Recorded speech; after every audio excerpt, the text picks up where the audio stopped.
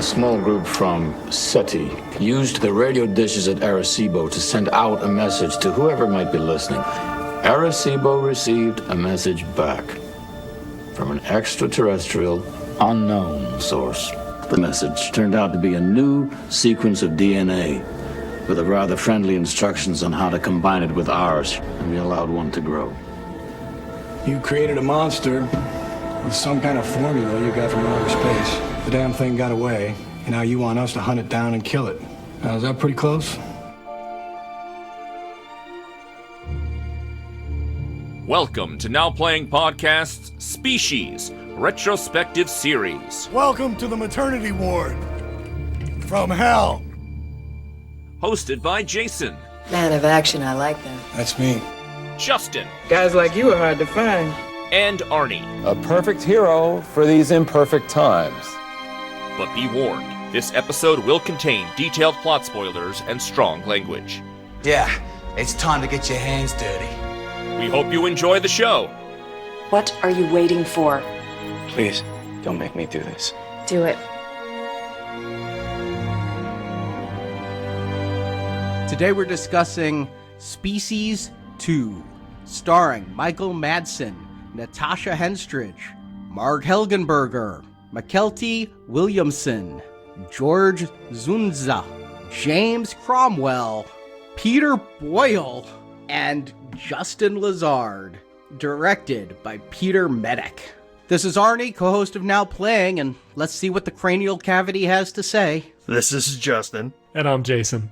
So 3 years later, Species comes back into theaters. Of course it does. The first one made over $100 million global. A sequel was inevitable, but this was really the second sequel. In '97, Dark Horse Comics published Species Human Race, the first follow-up to Species, and I was curious, how would they take the story? Are we going to follow the rat? Is this the rat story? I was hoping it was going to be the rat, I'll be honest. It is not the rat. And I would think in 97, even if you start writing that comic in 96, you gotta know that the Species 2 movie is now in development and things are happening. So how do you write a story that's not going to step on the toes of continuity and things? It starts off somewhat promisingly. What it says is that when the aliens sent that message to Earth with the methane fuel and the DNA strand, it's even said, I think, by Ben Kingsley in the first movie, other nations could have received that message, and what would they have done? Well, a private bioengineering firm received the message. Was it InGen? And created their own alien hybrid, and yes, much like this movie, it's a guy. Oh. And so he's going around trying to get women pregnant, and he's being chased by a Ben Kingsley type person who has hired a female scientist to help him analyze and kill this alien. But it's only 4 issues. It's a very short read. And the alien is actually really stupid. Because unlike Syl, who is able to sniff in her victims whether or not they're good mates to continue her species and things, this guy doesn't try to seduce anyone. He becomes a serial rapist. He turns into his alien form every time they have sex, so he usually ends up killing his victims. But then they end up making the equation that the males of this alien race are like salmon, and after they spawn, they die. And so because he has had sex with women that did not result in pregnancy, he's dying already. He's just breaking down, and he's becoming more and more desperate, and he rapes a pregnant woman, and because she was already pregnant, it kills that fetus. No. And eventually they catch up to him, and he's just finished raping another person, and he just falls over and falls apart and dead. Jesus Christ. Wow, I'm surprised that didn't get turned into a screenplay. Yeah, did they want to adapt that? I mean, they keep the basic premise about a guy who's rapey. Yeah, it's a really bad comic, and I think it's clear why we never got any more Species comics. I did actually find out that in like 2004, around the time of Species 3, Avatar Press was teasing another Species comic, but it never actually got released. So this was the lone EU entry into Species, and it's awful. So no matter what Species 2 is going to deliver, my expectations are already in the dirt after reading this comic. And you mentioned they went with a guy. You know, this was one of those interesting situations. Dennis Feldman, writer of Species, did not pick up the pen to continue his own story here. He, as we mentioned, went on to do Virus. I think we would have been better off for everybody if he'd done Species 2, or just never written Virus at least. But we get writer Chris Brancato. He was a TV writer who had worked on various things, was talking with Frank Mancuso Jr. and is like, hey, I think I can write your Species 2. I've got this great idea. 2 women. Well, you know, when you think about the concept of sequels, your first movie was hot, naked alien lady trying to find a mate. By the time the movie was over, and if you're thinking, where can we take this? What direction can we take this? Well, your team has to be chasing something. You're not going to create a new movie about a team chasing a different alien. You've got to go with the same kind of alien concept. You've got to bring back Natasha Henstridge, but you already did Natasha Henstridge as the enemy. So you either go 2 aliens or you gender swap it. And we're going to talk, I have a lot of thoughts about the gender swapping, but this, I think, was the direction that you go. You either do that or you create a twin of Natasha, and then you have Natasha's chasing Natasha. And actually, you know what? That sounds like a better movie. Yeah, Twins is where I was going. I'm going to go and I'm going to write a new one where it's Natasha chases Natasha. And also, she's also a scientist in the Marg role. I'm just going to fix this whole thing, guys. Yeah, they weren't even sure if they could get Natasha Henstridge back. Despite having no qualms about doing the nudity during the filming of Species,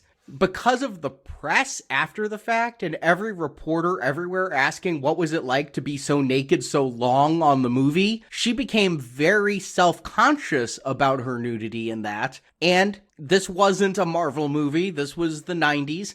0 people were contractually obligated to return for anything. It was, would they want to come back? And for what we're willing to pay them to keep the budget of this movie about the same as the budget of the first one. But where Brancato's mind went is, let's bring in another supermodel. As he said it, Natasha Henstridge versus Cindy Crawford. Hey. Okay, this would have been a couple of years after Cindy Crawford did that Fair Game movie with Billy Baldwin. So at that point, the writer and anybody in Hollywood would know what Cindy Crawford's acting skills were like. Did we know about Kathy Ireland's voice by this point or not? I can't remember when she first spoke on screen. I became familiar with Kathy Ireland through Necessary Roughness in like 92, 93. So yeah, I think we knew her voice. Well, Mancuso decided 2 women, 2 derivative. We don't want to just do a retread of that first film. So go make it different. And so Brancato came up with the idea of the Manchurian Candidate meets Species. Oh, so ambitious. So ambitious. Meanwhile, Mancuso doesn't seem to have huge confidence in Brancato. He hires another writer to write a second script at the same time, following up on the alien rat plot that was at the end of the first film.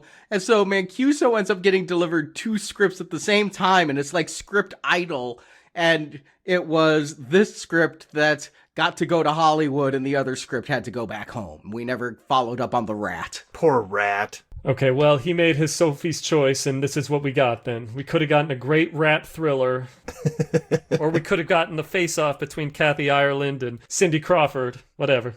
And not surprisingly, they didn't bring back the director from the first film. One of the reasons they went with this Peter Medak is Natasha Henstridge was more interested in returning if Peter Medak was the director. She found his ideas interesting, wanted to work with him. And I'm like, at what point does the director of Zorro the Gay Blade get Natasha Henstridge on board? Well, something about Medic, I think there was a lot of buzz about Romeo is Bleeding. Do you remember that one with Gary Oldman? Yeah, I don't even know if I've seen it, but I've heard so much about it in the mid-90s. Yeah. It was one of those buzzy indie, we're going to talk about it, neo-noir crime movies. Maybe you'll see it. Maybe have you seen somebody who saw Romeo is Bleeding? Did you? I did. It's not good. So, but maybe it was the buzz of that guy. Maybe she was like, well, maybe this guy's a real, he's an artist. We can get this guy. He just did this crime movie. So he had a lot of buzz going around him in the early 80s for the film The Changeling, if you've ever seen that one. Sure. George C. Scott. Yep. Mm-hmm. And then, yeah, Romeo is Bleeding. But this guy is a work-for-hire director. If you look at his list, he, has done television for decades. He's done music videos for decades. He does a movie here and there.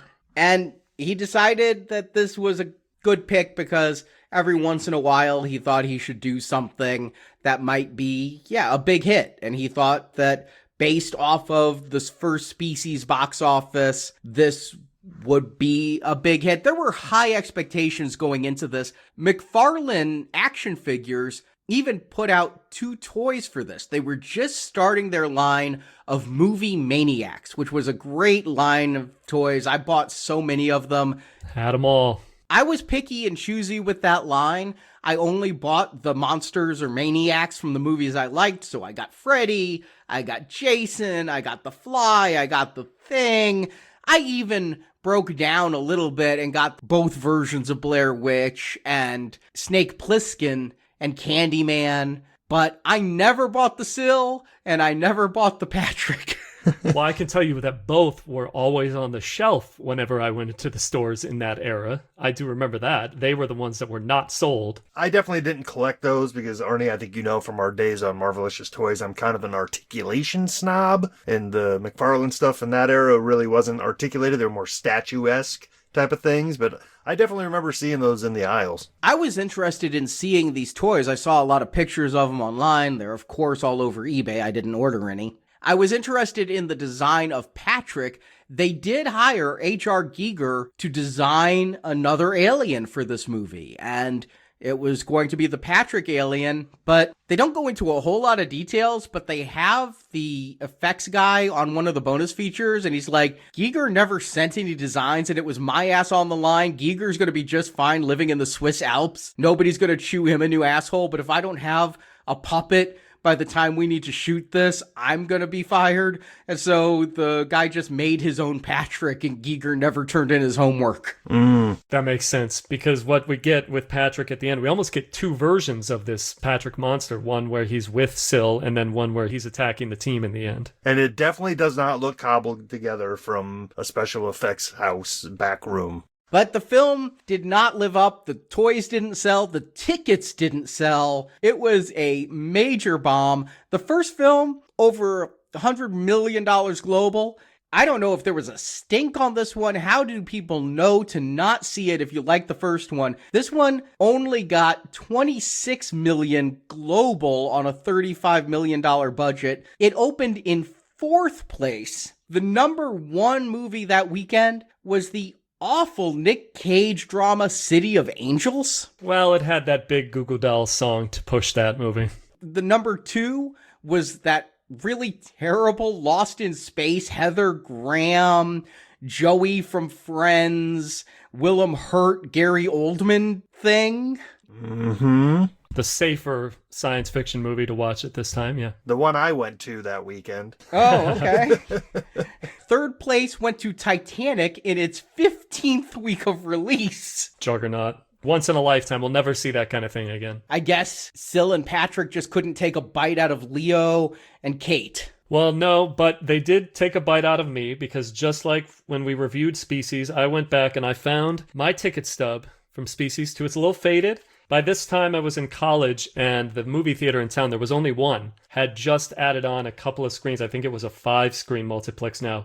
Species 2, $5.50 when I went and saw it on the Saturday night that I did back in 98. Oh, that's cheaper. I thought you might have gone to a matinee because it's $2 cheaper than you paid for the last one. Yeah, no, it was cheaper than I paid for the last one, and I have wonderful memories of the night that I saw Species 2. I went with a friend. We didn't have anything else going on. It's almost like the whole town was dead. I remember the theater was dead. There was nobody else in that theater but us, and it was just a nice, chill, relaxing night. And I'll talk about this as we go through the review, but it really made me feel like all those nights that I would sit up watching USA Up All Night, Saturday Nightmares, Monster Vision, that's the kind of experience that I relate the theatrical Species 2 experience to. Yeah, that feels about right. Like I said, this is my first time seeing this movie. Back in that day, my head, I guess, was more in Lost in Space territory, because I vividly remember going to the theater for that one. But yeah, I'm not even sure if I was aware Species 2 was a thing. I knew it was a thing. I was still reading entertainment magazines, and I was going to the movies so much in 98. I don't know why I didn't go for this, but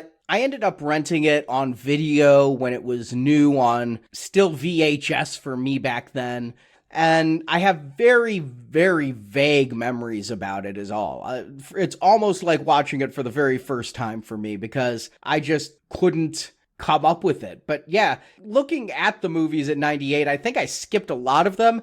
You know, we were talking about how great a year 1995 was for film and everything. 1998... yeah, we got Saving Private Ryan, we've got Armageddon, we've got Deep Impact, but a lot of movies that year seem shit, like Godzilla and Lost in Space and The Waterboy. Oh, hey, the spring that this came out, a lot of misses. Yeah, there were just a lot of films I skipped that year, and this was one of them. So watching it this time, I couldn't tell you what it was about. All I remembered was Natasha Henstridge did come back. I didn't even remember that Helgenberger and Madsen both came back too. Helgenberger was also starring in the first one, and now she's elevated to like third build. Well, in between this and that, she was romanced by Steven Seagal in Appalachia in 1997's Fire Down Below. I don't know if you guys are fans of that one.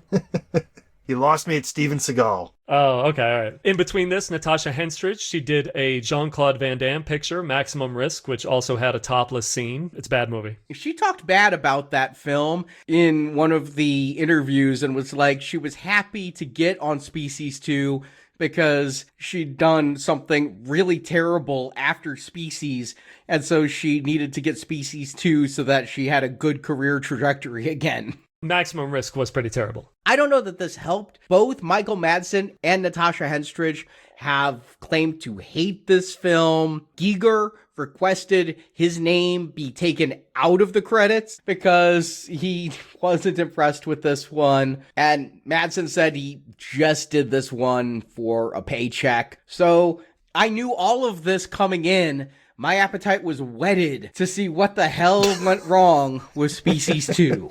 Well, then, why don't we figure out what went wrong? Or maybe what went right? Arnie, you can give him the plot summary. Man has made it to Mars. 3 astronauts have gone to the Red Planet, planted an American flag, and brought home some soil samples. These astronauts are Patrick Ross, played by Justin Lazard, Dennis Gamble, played by McKelty Williamson, and astronaut Ann Sampis. But on the way back to Earth, one of the samples comes to life and infects the astronauts. Back on Earth, Patrick starts to have sex with women who become instantly pregnant and die, giving birth to human-looking alien baby boys. When a doctor examines the astronauts' blood work, he discovers the alien cells, but the blood comes to life and kills the doctor. That aftermath leads the government to know an alien is on the loose. For help, they turn to Dr. Laura Baker, Mark Helgenberger back from the first film. Laura's career is now researching ways to kill the aliens in case they attack again. For these tests, Laura created a clone of Syl, now named Eve, played by Natasha Henstridge. Though Eve's entire purpose in the world is to be tortured so Laura can figure out how to kill her, Eve is fine with it and just wants Laura to remember, I'm part human too. And Laura doesn't like Eve to be hurt, making me question this entire line of research. Thank you.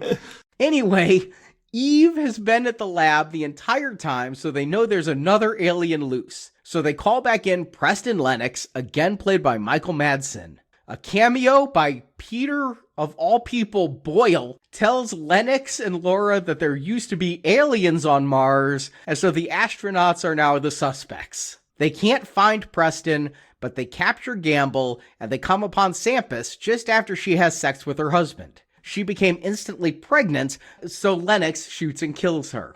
Gamble is not infected by the aliens because he has a recessive gene for sickle cell anemia.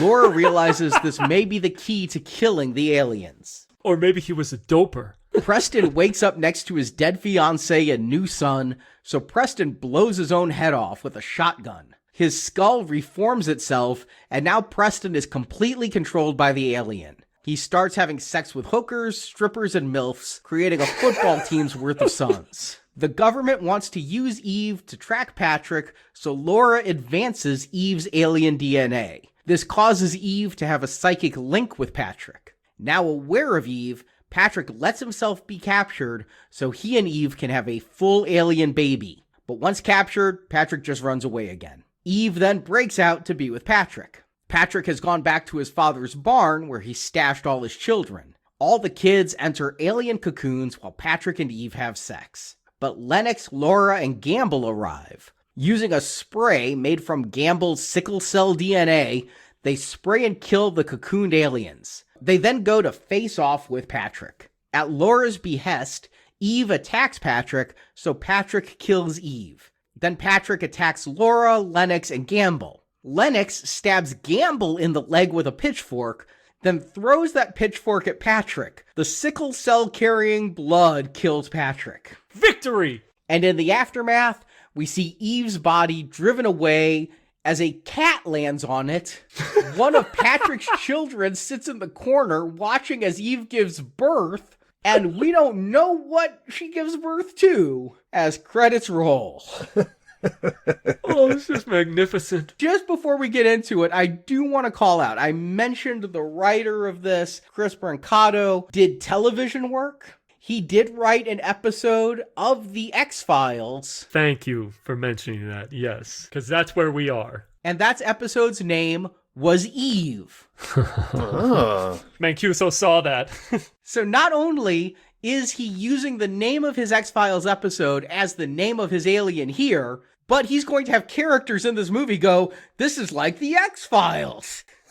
Yeah. Well, and you name a character Eve when they're the first of something. She's a clone. She's not Eve, right? No, she's the extraterrestrial vulnerability experiment. EVE. Oh, jeez, with the acronyms. Uh-huh.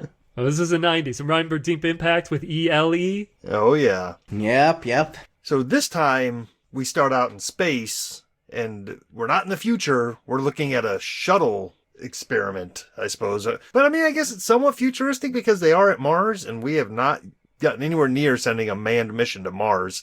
Definitely not in a shuttle. But my first question here is this movie going to be a comedy? Because we get this kind of panning shot of the shuttle going across this docking structure, and there's nothing but logos. It has like Pepsi and Sprint and Frito-Lay. Like, is this a joke or is this like a commentary of the time? Justin, I am going to say right now at the very beginning of this podcast, yes, I think it is a joke. I think we were supposed to be all in on a joke. And to me, the first indication that we are watching a joke is when the team is speaking back to Earth. By the way, the video feed is completely uninterrupted. They're speaking from Mars, so they've mastered that technology to get a clean stream from Mars. The President of the United States is Richard Belzer. Yep. That's when I know this is not a serious movie. And you know what? I'm down with it, man. Make the bells a prez? Yeah, hell yes. Here's what's really funny is, to me, I thought, is this trying to be satirical and say that our space stations are now like NASCAR drivers and you're going to put a logo anywhere you can? But then I remembered the research I did for our review of Apollo 13 and the fact that the space shuttle missions were actually almost entirely commercial, as AT&T and Sprint and all these companies needed satellites up in space. And so The space shuttle was just taking these private satellites and putting them up in the air. And so after that, I'm like, maybe this is believable. If the public isn't going to fund NASA, maybe they have to get their money somewhere. Yeah, Pepsi. Well, then this should have been called Species 2, presented by Procter & Gamble. Right. Or at least Trojan. Yes, it's a warning sign. That's what this movie is. I'm not going to have a lot of compliments for the look of this film, but I do like the shot when the astronauts wake up and we zoom in very closely on Patrick's eye, and in his eye is the Earth, and then coming out towards the Earth is the ship that he's in. I thought that was kind of a cool, well-done special effect camera trick. Sure. And it could be representative of a sperm and an egg and all that good stuff. So, Ooh, there you go. See, I didn't even think that. I just thought he saw the world in his eye, and that was his conquest, his desire. But yeah, they land on Mars. 2 actors I do not know, and Bubba Gump from Forrest Gump. Which one do you want to start with? I guess let's start with the one that I think we have the absolute least to say about, which would be Miriam Sear. Right. I looked into this actress, nothing that I know her from. She did have a role in I Shot Andy Warhol. I know that was a talked about film in the early 90s. Not anybody that I recognized. And you talked about her in the plot summary. She won't stick around for long. And then I wish I knew Justin Lazard. He's going to be our main character in this movie. He is Patrick. He's going to be the new primary alien. He was in Universal Soldier 4, and I think that's probably the only thing I've seen him in. Maybe he was in 3 different episodes of Miami Vice, so I might have seen him there. I mean, he was a model turned actor. In this movie, to me, what I wrote in my notes, dead behind the eyes himbo. That's what he's here for. Yep. Hey, I mean, last movie, we got some eye candy for the guys. I suppose they're trying to turn the coin here. But geez, this guy is none of the charisma that Natasha brought. I'll say that. Oh, God, no. Absolutely not. I didn't realize he was a model. That makes perfect sense, though, is if you had a model as your alien in the first film, go for a model in the second one. Except this is going to ask a lot more of the actor than what Natasha Henstridge had to do as Syl in the first one. This one is going to give both of its characters a little bit more pathos. Yeah, but you know what? I'm going to mention this right now, and we can touch on this point throughout the movie. Because you've chosen now to make the villain an alien man with the same sort of breeding purpose as Syl, everything this guy does in the movie is rapey. Syl had an innocence to her. She was confused. She was trying to figure it out. She knew she was horny, and she was trying to figure that out. This character, also because of the way this guy plays it, especially after he's full alien, he's evil. There's no conflict, and you're going to want him to be killed in the end. I agree.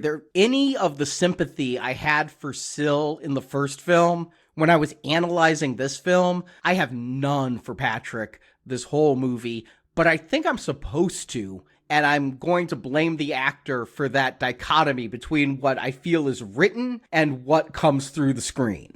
The stuff with James Cromwell, I know where you're going with that. Right. He has a few lines where he lets know that he doesn't know what's happening and he blacks out during some of these portions, but I'm not feeling the empathy that Forrest Whitaker would feel towards this guy. I'm feeling a lot of empathy for Michael T. Williamson because this role does him no favors at all. Well, you know what? He lives, and much like I said about Forrest Whitaker last film, I'm glad to see the black guy live. I did not expect Michael T. Williamson to survive this film. We'll go into it, but I thought he was going to be the secret big bad. I honestly thought Patrick was a diversion and that Michael T. Williamson was going to be like the lead bad guy. But yeah, this guy, probably know him from Forrest Gump as Bubba Gump. I think that's the role that'll go on his headstone. But he was Baby-O in Con Air and... Right. He had a good role in Heat, a good supporting role in Heat. But what I'm getting at with this role, they really turn him into a stereotype with the dialogue. And I will quote his lines throughout this movie. It's not good at all. The guy's an astronaut. And what they turn him into, it's kind of a little offensive.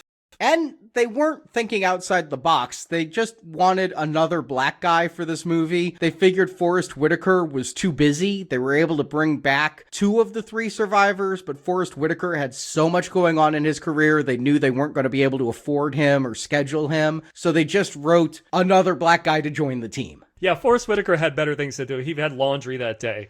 He was getting his luggage at the airport. Anything could have been better for his career than being in Species 2. Well, speaking of offensive, though, with these astronauts, man, yeah, we get it. They're stepping foot on Mars or whatever, but man, they really tried to ape the original moon landing, right? Like, he had some sort of version of one small step for mankind that they bastardized. I can't remember exactly what they said, but my eyes rolled so far back in my head, I almost had to take a break. Not for one nation, not for one people, but for all humans. The Eagle has landed again. And then they grab some soil, they're headed back to Earth, and tell me this is intentional, because I rewound and I watched it twice. We get a close-up of one of these canisters, and the thing, pops its lid, and liquid spurts out of it. Is this the money shot for the alien? Is this because we're dealing with a male alien? Is this symbolic ejaculation being captured on film? Yes, and yes. The fact that they chose to slow it down, when I'm watching it now, I'm thinking to myself, oh Christ, that is a pop shot. That in slow motion, for Christ's sake, it's fucking Peter North coming out of these canisters. It even pre-oozes a little bit, so come on.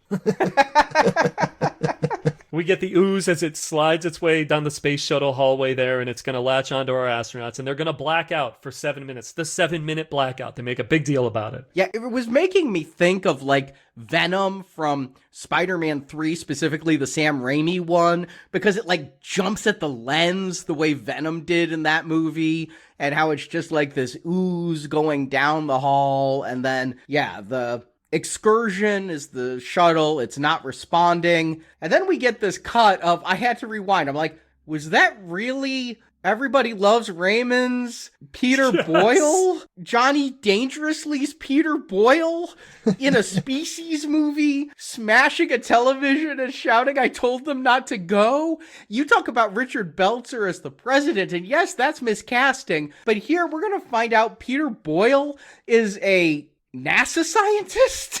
Yeah. Yes, that's exactly what we're going to find out. I love Peter Boyle as a character actor, and usually comedic. Not always, he has played drama, but his accent is a little bit New York, his mannerisms and things. He's young Frankenstein. Yeah. Mm-hmm. And the Dream Team with Michael Keaton, and I just don't see this guy as NASA.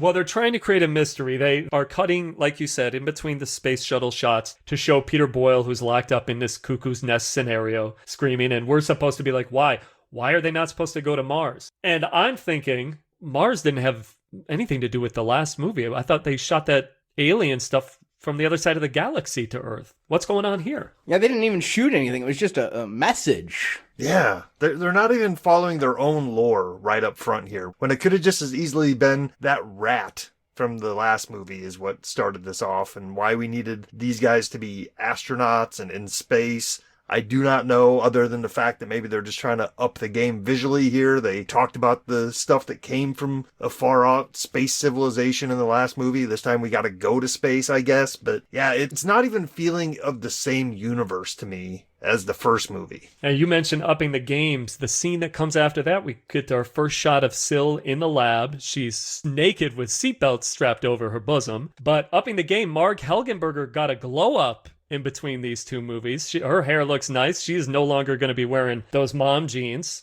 And they even cut Natasha Henstridge's hair because it was the late 90s. Mm-hmm. Yeah, they said that this was a genetic duplicate of Syl. This was written this way because, again, they weren't sure if Henstridge would come back. And so it could be Henstridge, or it could just be another hot woman if Henstridge won't come back, because you're not really the same person. You're just another clone. But they did get Henstridge back. I'm very glad they did. a weird career turn for Laura Baker to go from biologist to being the new Ben Kingsley. And her whole job, I mentioned this is stupid in the plot summary. Her whole thing is, we have a sill here so we can figure out what kills it and just torture her repeatedly to figure out how she'll die. But yet they never actually go fatal, and they say everything they do to her only works once. So like they can burn her and it'll blister her once and then she adapts. Yeah, what is she, the Borg?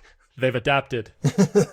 Yeah, this was one of my complaints with the first movie is, hey, they need to figure out what kills these things. Maybe they heard me and they put it in here, but man, oh man, is it useless. Like you said, Arnie, she adapts to everything they do to her. Does fire no longer kill her? Yeah, I was going to say, they were able to kill her in the first movie, so there you go. Fire in a pit. And here's another indication that this movie loves its own silliness. We get the great character actor George Zundunza. I know I'm not getting it. There's a lot of Z's and a lot of D's in the man's name. I think it's Zunza. I think the D's are silent. Zunza, he's terrific. I know him from Basic Instinct. Loved him in Crimson Tide, where he played... Deer Hunter's kind of my go-to for that guy. I prefer the trashier ones. He comes in, he is chewing the scenery like nobody's business. Take a look at those beautiful welts, screaming about Natasha. He's got this scar on his eye and a little glass fake eye situation. I love it. They are leaning into their own crazy, and I'm actually here for this. Yeah, and Arnie, you had said that you thought maybe that Gamble would be the secret big bad guy. I think that they had maybe some thoughts of making Colonel Burgess here the secret bad guy. I never quite know what his motives are, and he seems to be somewhat underhanded. And with that one wonky eye with a scar that's unexplained, I thought maybe he might have been on an earlier mission and has just been hiding it this whole time. But alas, that never happens. He just plays the same character throughout. I do like some of the detail work here, that like there's no men allowed in the lab lest Eve go into heat. All the guards are women. I don't know if they're all actually women or if there's some stunt men in ponytail wigs, but they're all supposed to be women. All the lab researchers are women. The generals are all kept behind a one-way mirror. I'm just a little confused about what these experiments are supposed to do. We already know how these aliens can die easily by fire. Why do they have to continue to mess with her? They treat her like this lab rat when they already have the solution. And George Zazunza is still like, we have to keep the experiments going, Doctor. We have to keep it up. So much of this movie is just going to fall back on tropes, right? This is some vague government operation, and I'm not even sure if they're connected to NASA. I don't think they are, but like I feel like there's some intertwining between vague government agents in suits and vague government agents in jumpsuits, and it all reads as shorthand for government here, our guys here, and then we're going to get our team of cool people over here. And the astronauts come back to Earth, and the single funniest thing I can think of in recent memory in a movie I've seen is they're getting their physicals now that they're back from Mars, and they're in sexual quarantine for 10 days. Go mingle, breathe, don't social distance, don't wear a mask, but don't fuck for 10 days because you were on Mars. What the hell? Right. Written by a horny 14-year-old. I read Jim Lovell's book about being on Apollo 13. He did not mention 10 days of celibacy after coming back from orbiting the moon. Right. The only reason that exists is because this is the movie that we're watching. There's no sexual quarantine. There's medical, biological precautions that any astronaut might have to take upon returning to Earth. I didn't find any in my research sexual quarantine references. But here we get a chance for Michael T. to say one of his cringe lines. There's enough fine booty out there to cure whatever ails me. God bless this actor for being able to pull off the lines that he does in this movie. He is our new Alfred Molina, though, because this guy, we're going to find out, hasn't gotten laid in 11 months and wants to so badly. And he's an astronaut. How do you have an 11-month incel period when you're an astronaut? I'm pretty sure that line, hey, I'm in the space program, is a sure thing. Yeah, I just took it that that's how long the mission was. They were gone that long. But no, a trip to Mars takes, I looked it up, it could take up to 9 months. They could have been gone for years. This guy was having sex. If it's been 11 months, somebody better talk to Ann Sampas. Or Patrick, whatever. But they're going to a fundraising gala where they're going to honor Patrick. You know, screw your other two astronauts. Patrick's the one who walked on Mars, and he's the son of Senator Judson Ross, played by, if I wondered what Ben Kingsley was doing in the first one, I almost as much wonder what James Cromwell is doing here. Well, he's fresh off of First Contact. Yeah, and couple years after Babe. He's classing it up. And the same year as Babe 2. I mean, he could have just fixed this whole problem with "That'll do, Patrick, that'll do."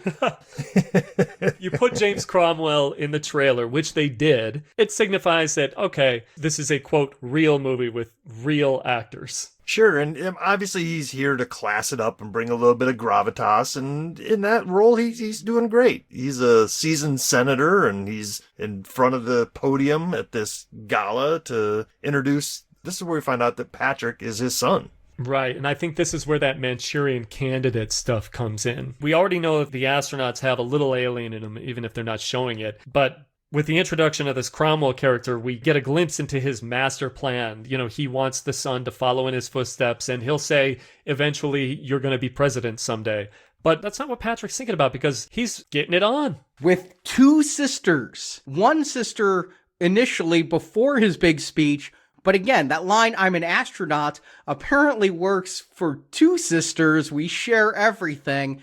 But lest it get weird, they take turns. Yeah, I noticed that too. Look, they're amping up the nudity. We are about 20 minutes in. Now we get two topless women. They know that this is their bread and butter. A Species series is about horny aliens, and this is what they're going for. By the way, I'm just going to say I do love the death of the two ladies that Patrick is with. We'll ditch all subtlety, just B-movie madness. I love it. I know what this movie is, what it wants to be, and I'm here for it. It's very unsettling in ways that the first one wasn't. The alien baby scene especially. And also horny is Eve, because even though she's in the lab, she starts getting her pulse quickened and starts writhing and sweating as Patrick is getting it on with these sisters. And maybe it's the benefit of youth, or maybe kudos to Patrick, but that refractory period is almost nil for him. He's like, all right, one sister aside, bring on the next.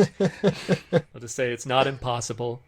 I wouldn't know for the sister's part. But are we introducing a new skill set for our alien here? Like her ability to sense a male going off somewhere else on the planet? I'm not even sure if they're in the same vicinity whatsoever, but she's feeling it all the way back at the lab. I think they're all in the DC area because nobody ever gets on a plane in this thing. And I noticed some of the license plates are DC and whatnot. So I think that, yeah, the lab is near the space station, is near the White House, is near Congress. I'm going to say, by the way, they go to great lengths, at least early in this movie, to keep men out of the lab with Syl, but they give her a TV so she can watch baseball. So she can watch hunky late 90s baseball stars like Derek Jeter. And the Dukes of Hazzard is her favorite show. And you can't get past that hunky Bo and Luke Duke. I mean, maybe they're only letting her watch the Vance and Coy and Vance episodes.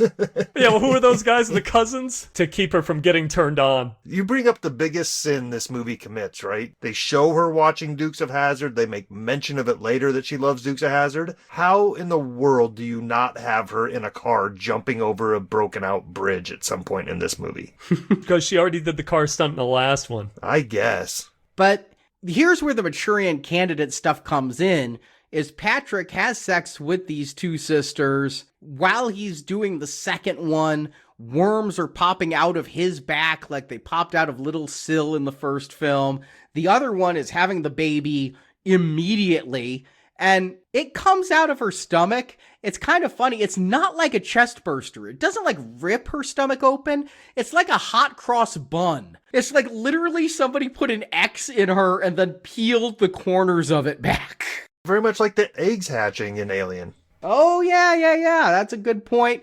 All practical effects. Very cool stuff going on here. I love that they do a lot of practical stuff. But the way this is Manchurian Candidate is Patrick takes these two kids to a barn and the next day has no memory of anything like this happening. So the alien is like taking him over sometimes. Yeah, and also during this scene is where we get a close-up shot of Patrick's face, and one of his eyes has glazed over to white. So he has that pareidolia, or whatever it's called when you have two different color eyes, same as Colonel Burgess, and that's why I thought that there was some sort of connection there, but I don't think it's ever explained as to why Patrick's eye is doing that. No, and Burgess won't explain it either. You're going to get a line that says, I did this for my country. But yeah, Patrick's meeting with his senator father and, trying to explain to him that he needs help, something's going on, but his dad doesn't want to hear about it. He's just talking about his political future. This is way too early, but he should have said, I don't want your life. So now we get some scenes, much like the last film I felt had some subplots that didn't really go anywhere. Here we're going to get a Dr. Orinsky trying to reach Dr. Herman Cromwell. Do you know how confusing it was for my notes to have James Cromwell in a movie where he's not playing the character named Cromwell? And in fact, Peter Boyle is Cromwell? Those two do not bring the same energy to a scene. And I get a little confused about these two doctors. The one doctor is the guy who just examined the astronauts, and that character isn't played by anybody notable. You don't think you're even going to see him again, but no, he's the one who's got to make the call to try and find Peter Boyle to contact another doctor to say there's something weird in the astronaut blood, but he's not going to be able to finish that call because he's going to get killed. And it's kind of a cool scene that the blood, again, like Venom, it comes to life and it attacks him. And I'm enjoying this. It's a mixture of some CGI, some practical. I like the sliminess. But after the doctor dies, the blood oozes into a hole in the wall. And there's a face back there you can't see. And this made me think this was a mystery film. That, like, Patrick, we're supposed to think is the red herring, but that Gamble was going to actually be the big bad at the end. So was that Patrick in the wall? I think it was Patrick in the wall, yeah, but it makes no sense. This entire kill makes no sense because you talked about retconning powers by adding psychic powers to Eve, but the fact that their blood is now like the T-1000 and can just do whatever, every molecule of them can become an attacking creature and then reform with the original host. The weirdest thing about it is it never happens again. Yeah, this movie is sloppy. I mean, because immediately following that scene where we're not sure if it's Patrick or if it's just that alien formed from the blood in the wall, who knows? Like, it gets almost Austin Powers-ish here. It's like, we get what should be a dream flash of the alien woman, but it's not tied to anything. We don't just then cut to Natasha in her cell. It goes from Doctor getting killed, flash of the female alien, to the military base. What is that tied to? It was just like a weird interstitial that was not tied directly to her dreaming or anything. So it's getting wacky and a little bit sloppy right away. Maybe you can answer this question, Arnie, because I'm not sure how much of this movie is on the cutting room floor. I know it comes in at like 93 minutes, which that's faster than it takes me to pick out a show at night. You know what I mean? I don't know how much is cut. They did a special edition Shout Factory 4K release of this, and I watched all the bonus features, but the commentary was really uninformative and there were no deleted scenes on the disc. I'll give him credit for making this movie fleet. It is a one gimmick premise, just like the last one. Horny, naked aliens gotta kill and procreate, and they try and get it over with very fast. But because Dr. Orinsky died, that starts the dominoes falling, where the government's going to realize there's an alien loose, and because it's not Eve's DNA, Laura says it's not this alien, so there's another alien. Let's call back Michael Madsen, the only person who could possibly kill an alien, in a scene that had to be expensive. He runs like a private security company now, helping dignitaries and diplomats have security when they go abroad and handling terrorist scenarios and hostage scenarios. This scene at the beginning where he's doing a demo of his services had to be a, not super expensive, but not cheap way to introduce him now working in the private sector. Not only cheap for the budget of the movie, but not a cheap way to do business. Like, that's got to cost him so much money just to put this demonstration on that he has to charge so much for this to even make sense as a business opportunity. And by the way, his audience for this business is standing out on the lawn. They can't even see his crack security team free this embassy. So it's all silly. You talked about it being expensive, Arnie. Until Madsen comes out the entrance, I looked at it and I thought, is this just stock footage, like the space shuttle stock footage that they used a few minutes earlier? Did they just pull this from a movie that maybe we've seen before? I'm like, is that the school from Toy Soldiers? What's really going on here? So Madsen gets pulled in by George DeZonza, who says there's another one out there. And Madsen, I swear this is not even acting. He's just like, get somebody else. And then the old cliche, well, how about $1 million tax-free? And I believe that that's probably what the producers said to the actor, minus the taxes part. I was honestly surprised that they went through these machinations to bring Lennox back in when it seems so easy, because he and Laura seemed to have an actual connection in the last movie. We will never explore why they broke up. There will never be any uncomfortable, oh, we're seeing each other again moment. It would just be so easy to say, well, we stayed together and he's still an assassin, so let me call my boyfriend or maybe now my husband. But they go through this to bring him in, and yeah, there's no chemistry between him and Marg Helgenberger in this movie. There's no romance between them. There's no acknowledgement of their romance. You could have fun with this, right? Right. Like you were the biggest mistake I ever made kind of friction between the two that would either end in the romance rekindling or end with one of them dying and the other being happy about it. There's a lot of ways you could write this to make the characters have personal lives that are integrated in the story and interesting to the viewer. And instead, we're going to have none of that. We're not going to develop these characters at all, even less than the flat characterizations we got in part one. Yeah, I hate to say that it's a little worse. Yeah, Arnie, I'm right there with you. Like, we're going to bring this character back in and act like nothing has happened over these years or whatever. Fine, whatever. But maybe subjugate it a little bit. Maybe we find Michael Madsen's Lennox down and out on his luck after saving the world in the last movie. And this assignment's going to pull him out and bring him back to his feet or whatever. But no, it's not even that. He's at the top of his game, right? He's running special security for consulates and stuff across the globe. Why would he get involved with this? Okay, so Madsen enters the lab here, and the way that he takes a look at Syl, if they'd established in the last movie that the Madsen character had some sort of feeling for Syl, from a sexual way, like, oh, I want her, it would explain why the actor is staring at her, just mouth agape and his eyes wide, almost like, oh, it's you again, as Natasha is jogging on the treadmill. By the way, without a bra. You don't do that to a person. I know that that's supposed to be very uncomfortable, but they do that just so they can up the TNA factor with Natasha Henstridge. I think you just answered your own question, though. Why is he looking at her like that? I mean, auga, right? Because she's not wearing a bra. Jogging on a treadmill, bouncing up and down. They mentioned something here that if it comes back, I don't remember what was said.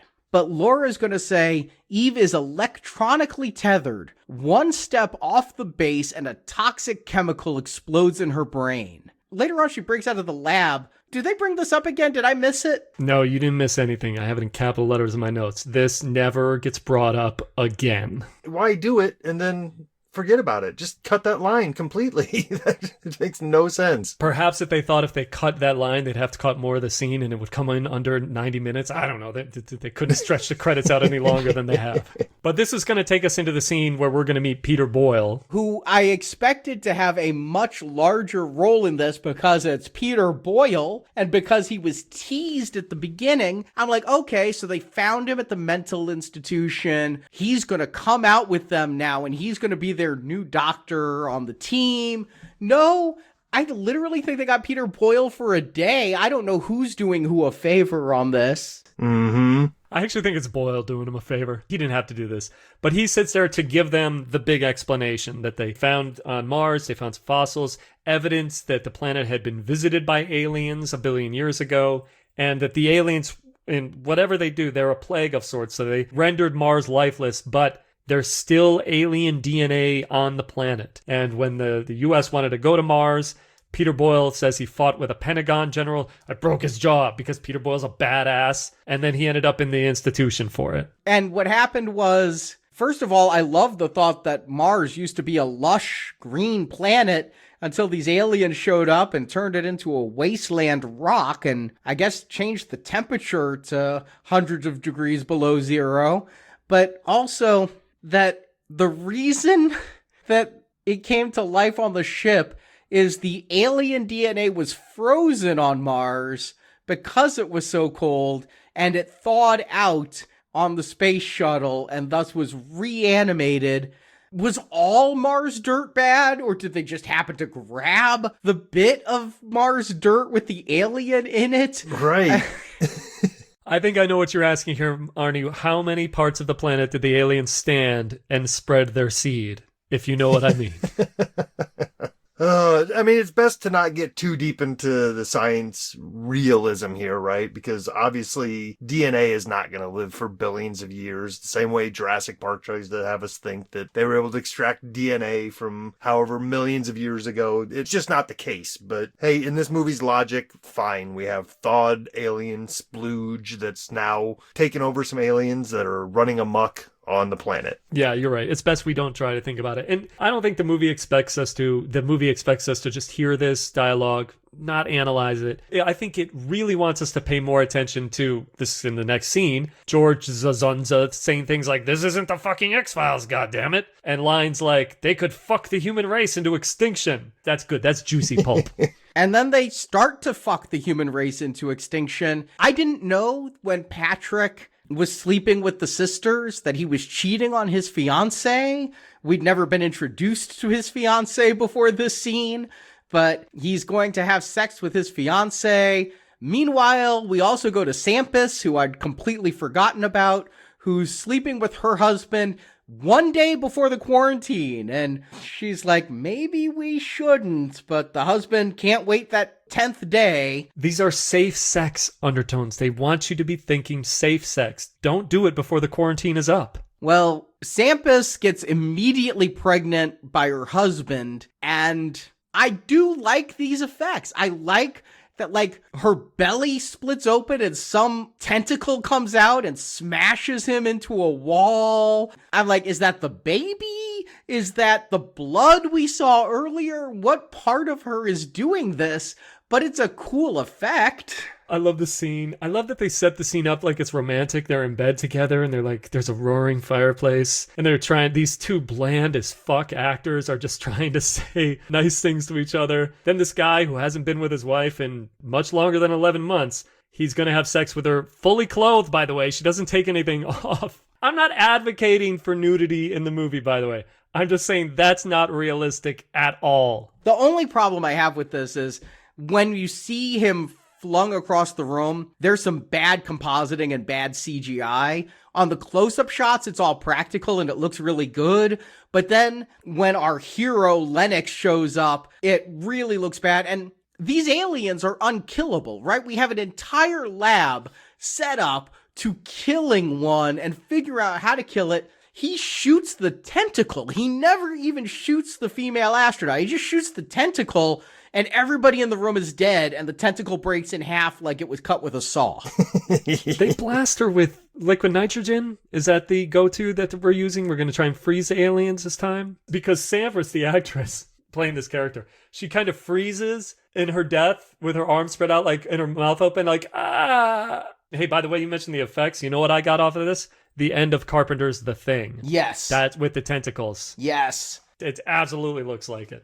You're right. With the blood coming to life and this, that is what they're going for. They are going for The Thing. We're going to get one more scene with that character that maybe you guys could understand. There's going to be an autopsy of her. And again, like The Thing, like you called out, Jason, her head is going to come to life and attack the coroner. But the coroner is like a Ginsu salesman, one slash with that scalpel. Yes. And it kills the alien. Why are we going to be investigating ways to kill an alien when you could just use a scalpel? It's very reminiscent of, Mancuso, what he did with Friday the 13th movies. Every 5-6 minutes, every 10 minutes, you've got to have some sort of a gore scene. And I think that's what they did here with this autopsy. The makeup effects in the autopsy scene are actually pretty cool. I really like it. I really like when they're peeling her head back and doing all that stuff. I like the practical effects. I even liked the puppet tentacle that comes out. But narratively, I'm like, we first had blood attack a doctor, and now we have innards of a corpse attack a doctor. Again, I thought this might be leading to some surprise in the climax that I wasn't expecting, or that this astronaut's corpse might wander around killing people in a reanimator type fashion. But no, this never comes up again. And so she was killed too easily the first time with bullets, and then she comes back to life just to be killed with a scalpel and never mentioned again. Yeah. Right. And it's totally ripped off from Carpenter's The Thing, where every little piece of the alien is alive in its own. Which means once they clean up that barn at the end of the movie, they really got to clean that shit up. You can't leave a drop of blood, or that alien's going to get out. So now we have one astronaut that we know is evil. We have one astronaut that's dead that could have spread more aliens. And now we just need to get back to Bubba Gump. And he's got a boat for all the loving that he's been looking forward to. So he rolls up in a limo. I looked up the song. I think it's Tony, Tony, Tony that's playing. And he's taking his girl onto the boat to find that it's already occupied by secret agents. Brother can't just get no booty. Know what I'm saying? Oh my God. I wrote it down in my notes. This guy is an astronaut. I gotta say, I did not see the twist coming that I thought this guy was dead too. I thought the whole idea was that Patrick was going to be the only one who survived from this mission, but nope, for some reason the alien did not take. So the first thing that came to my mind was, they're not going to go with sickle cell anemia. Oh, yep, they are. They totally went there. It's the only way to stop the aliens.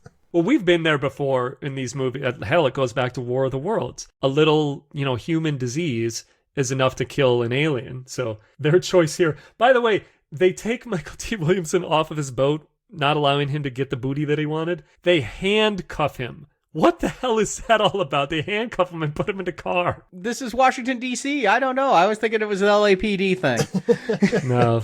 But he is clean, which of course made me think he just has the super alien in him that can't be detected through the normal means, which is why he was in the wall when the doctor got killed. Of course, I'm completely off base. None of this is happening, but I thought for sure, because he's honestly a much more well-known actor than either of the other astronauts, I thought for sure he would be the bad guy.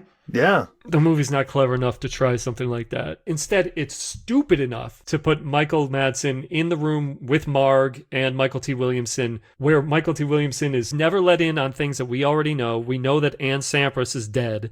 And the way that they question him, they question Michael T. Williamson like he killed her. It's impossible. Michael Madsen and Marg were there in the room. They shot the alien tentacles. And yet this scene still stands.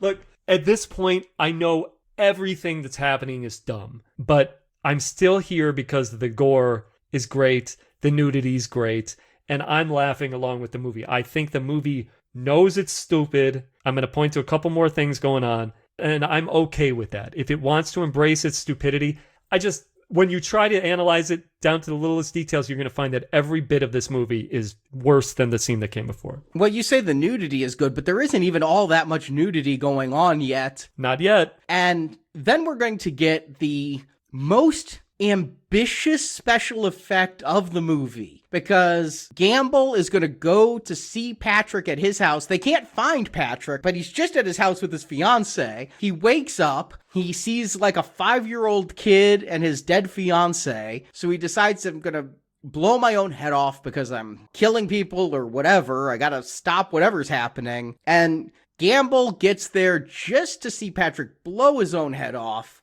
which is a fine practical special effect we've seen a million times. But then the skull regrows, and I can't decide how I feel about this. It doesn't look real. Of course it doesn't look real. But does it look stylish, or does it just look cheap and fake? Well, they didn't even do a good job with the head exploding. And it is 1998, but hell, Scanners is the bar when it comes to heads exploding. You can make a good head explode. But what you're describing, Arnie, the way that it comes back together and it's CGI, I can't remember if I was bothered by the CGI then. I think at the time I probably would have been looking at a movie, even with early CGI like this, and just said, oh, okay. All right, that's interesting that they did that. Sure. Yeah, I mean, it reads for what they're trying to do, but yeah, all these years later looking at it, it feels like the limitation of the tech at the time, right? Because he gets some sort of like crystal skull outline of his head as it's all growing back. It's like, I understand what you're going for. You're trying to get the veins and muscular regrowing as it goes, but like a crystal skull pops into place as if that's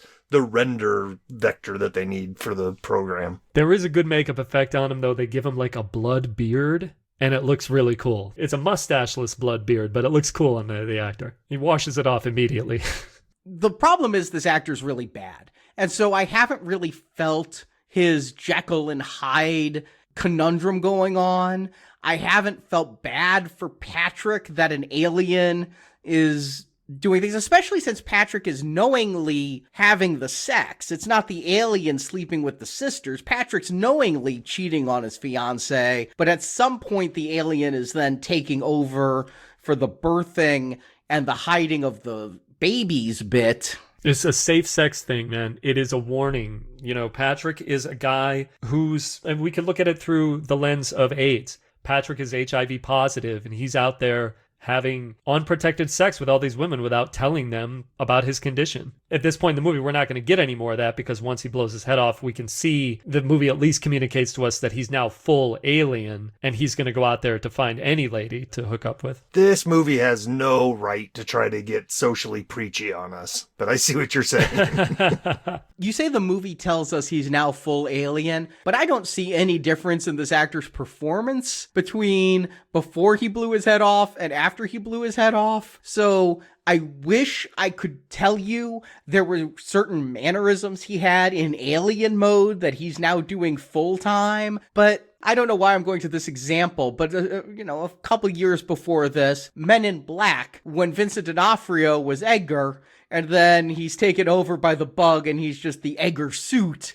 I wish that this actor dared to have a 100th of the talent Vincent D'Onofrio had to differentiate between his alien performance and his human performance, but unfortunately, every line he says thuds with the same weight, and every stare he gives is just as blank, no matter what he's doing. But the difference between a hot woman in LA and a man anywhere is a hot woman in LA can get hit by a car and still get laid, and a guy has to go to Hooker Row? I don't even, it's like a trailer park with hookers on every doorstep. Hooker Hotel. So let me reveal a little something here. So I live in Las Vegas. Prostitution is not legal in Las Vegas. You know, Nevada, the state of Nevada is famous for having brothels. Outside of Clark County, where Las Vegas is, if you go to these counties with a small enough population, they will have brothels with legalized prostitution. I've lived here in this state for 20-something years, so I've been all around the state. I have seen these places. There is a tiny town a little north of here that I remember driving through where this red light district exists on a street behind a car dealership. And it's just like this, with these little huts that you just would drive by. But this is not California. This is not LA. I don't know where this red light district of huts is in LA, where everybody, by the way, seems to know. No, they're in Washington, D.C. So apparently there's these huts in D.C.? You're right. I got that wrong. This is the D.C. Hooker Row. And I don't know if you've gone to any of those brothels, but is it $20 an hour? Because that seems reasonable. Even with inflation. Believe me that I'm not speaking from experience, but I know this for a fact, and anybody would tell you it certainly would not be $20 an hour. And I love that Patrick gives this guy in a wheelchair, the pimp or whatever, $60, and he's like, enjoy yourself. Yeah, enjoy the handshake that you're going to get when you say hello to the nice lady. I mean, but just narratively so unnecessary, right? Like, he's a good-looking guy. He has no need to go pay for it. I guess maybe he's just going to a place where there's plenty of women that he can start impregnating quickly. But maybe it's just being economical with his time. You remember the line in Fight Club where Edward Norton's talking about his father and how he had more than one family, and Brad Pitt's like, fuckers setting up franchises? That is Patrick here. He goes to Hooker Row of Maryland, and then he goes to the strip club, so we get some more nudity. And then we just kind of follow this. The scene's not too long, but we just follow the fact that he is building a little society of Patrick children in this barn. It's funny because in my mind, he goes backwards because he starts with the hookers. And I'm like, well, that's about all you need. There seem to be quite a few of them there. And if you only need $20, you're not going to run out of money very quickly. And he's an astronaut. Yeah. Then he goes to the strip club, which is more expensive just probably for the cover. Oh, there were deleted scenes. There were deleted scenes on the disc where one of the strippers tells him like she's a better lay than another stripper, and I think it's $100 or something. So there are a couple deleted scenes on the disc, not very much and obviously not very memorable, but in my experience, most strip clubs are not fronts for solicitation. You are correct, Arnie. There is no sex in the champagne room. Exactly, Chris Rock. Exactly. And so then he goes from the hookers who are the sure thing to the strippers who are the maybe thing, but he's an astronaut, so probably still, to the grocery store hitting on a MILF. Can we go? Oh, I love this. This is going to be my favorite scene in the movie. The grocery store hitting on a MILF. Yeah. Okay, so this is when Patrick goes to the grocery store. He finds his own Wheaties box, and he stands there waiting for the next available MILF to walk through. It did not work for Red Guardian and Thunderbolts. I don't know why Patrick thinks it's going to work for him here. Oh, it works. This lady, she looks at him like, take me right now in the fruits and vegetables aisle. And she's cute, too, honestly. I thought she was really attractive. I looked her up because I thought maybe I recognized that face from something. No, this actress playing the MILF does not really have a career. But you're right. She is ready to go. She does have a wedding ring on, and she doesn't care. And then Patrick is going to try to abduct her in the middle of a crowd. Maybe I just don't understand alien logic, but it seems like he had a good thing going and could have just bought her a drink or maybe a glass of milk to go with her Wheaties, but he goes straight to the violence, and I'm like, he hasn't had to use sexual violence yet. Is there something about her, again, she is the right genetic specimen? No, because he's not very choosy. He has like a dozen kids at this point, so any uterus will do. Why do you pick the one that's going to cause a scene and draw attention to yourself? Yeah, I just feel like it's saying that his animalistic alien instinct is taking over. It's heightening, right? Like at first it was just kind of happening and he was able to hide the bodies and hide the kids that came from it. And like you said, he was at the hooker farm and that maybe he ran through that too quickly. And now he's just getting to the point where he's snatching women out of grocery stores and taking them to rape vans in the parking lot. But we see he only slept with like one or two of the hookers because meanwhile, Lennox and Laura are on the trail and they go to the hooker farm. Well, there's obviously some things going on here that we're not seeing everything of because we do get a shot of him taking kids to the barn and there are like 15 to 20 of them at this point. Yeah, there's a lot of kids. Yeah, he's not playing Iron Man football. He's got a full-on team. Mm-hmm. But Lennox and Laura are there. You know, we get that dirty old man in the wheelchair going, you know, guys here, they come and they go. Get it? They come and they go. Oh, boy. I don't get it. I don't get it. So then that colonel decides, let's get Eve involved. She has telepathic abilities. So they're going to put her in this cyclotron to, I don't know, technobabble. They talk about radiation. They point lasers at her brains, but it's going to advance her alien genes. She's going to become more aggressive, want to mate more, but maybe have a stronger psychic link with Patrick. I just want to make a quick comment. I looked it up. A cyclotron is a particle accelerator. It is not used for alien sensing telepathy. But whatever. I had to look it up. It's nonsense, but you know what? This scene where you have the lasers that go into her head, this is good for the trailer. You know what I mean? The way that they position the camera, they put that in. The scene's all one-liners that are written for a trailer, like, spare us the alien rights agenda, doctor. I'm like, come on. Seriously. But this is how they are going to track Patrick to the Wheaties box, because Eve is able to see inside Patrick's mind. We kind of get, as Patrick's seeing the woman in the aisle, this is what Eve's seen, and this is where Michael T. Williamson and Madsen get to chase after them. And I said that this is my favorite scene in the movie, and this is why. This is because I know the actors for sure are in on this joke, because Madsen Michael T. Williamson, they bust into the grocery store. They're knocking people over. They're knocking workers over. And Madsen's like, where's the goddamn cereal aisle?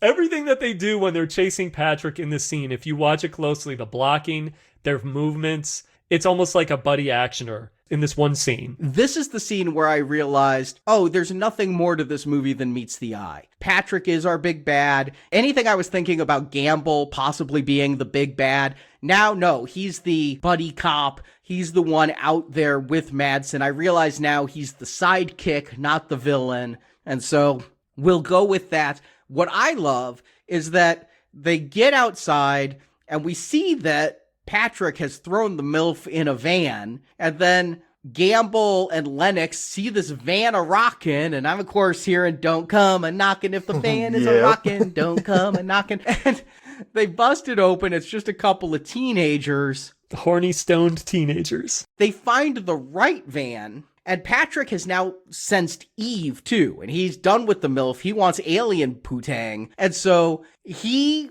gets out of the van. Michael Madsen, in the most dated thing in this whole movie, holds his gun sideways at Patrick. He's doing that 90s, 90-degree pistol. If I shoot this, I'm going to punch myself in the face with the kickback kind of gun holding. Yep. It was a badass move in the 1990s. Wesley Snipes could make that move. Just like both of you guys, I really enjoyed this scene too. The comedy is great.